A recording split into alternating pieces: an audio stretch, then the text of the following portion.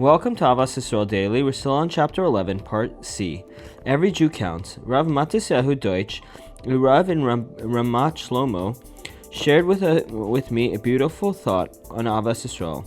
The halacha is that if two letters of the Sefer Torah are touching each other, it is pasul, invalid, even if the word can be read. It is well known that there are 600,000 letters in the Torah, corresponding to the 600,000 souls of the Jewish people. The lesson is that just as the Sefer Torah needs every letter, so too the Jewish people need every soul. However, if you count the letters in the Torah, you will find that there are actually far fewer letters. There are various explanations as to how to count the 600,000 letters in the Torah. One of the answers is that between each two letters in the Torah, there is a space. That space counts as a letter as well. It depends on what kind of Jew you are. Certain Jewish souls correspond to an actual letter, while others are not worthy of that. And their neshamos souls correspond to the space between the letters. That is, they're part of the Torah. They may seem empty and lowly, but they actually also accomplish something. They serve as the necessary space between the letters. So when two letters touch, this Jew's part is missing. And if we are missing one Jew, even the lowliest Jew, the Sefer Torah becomes pasul.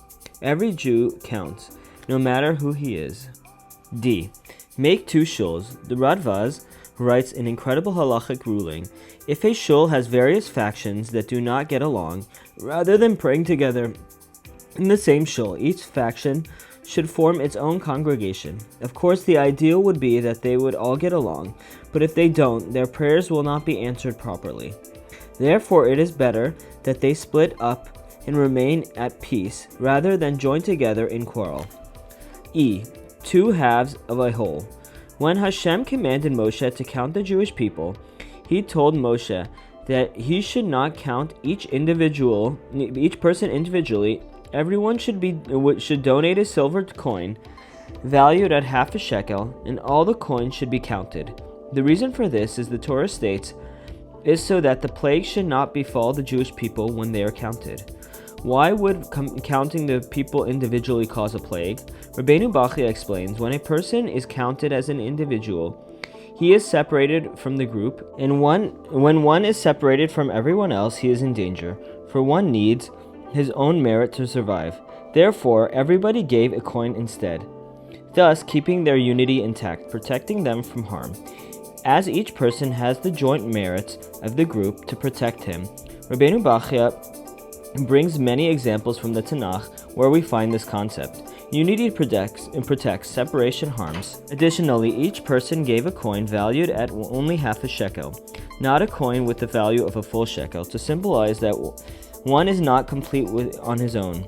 Everybody needs to join his friend to make himself whole. Whether one is wealthy and can afford thousands of coins, or one is poor and can barely afford half a shekel, we are all equally dependent on one another. That is the message of the half shekel. When each person is on his own, as a separate individual, he is in danger. Only when he unites with his friend and understands that he cannot survive on his own merit, he is protected.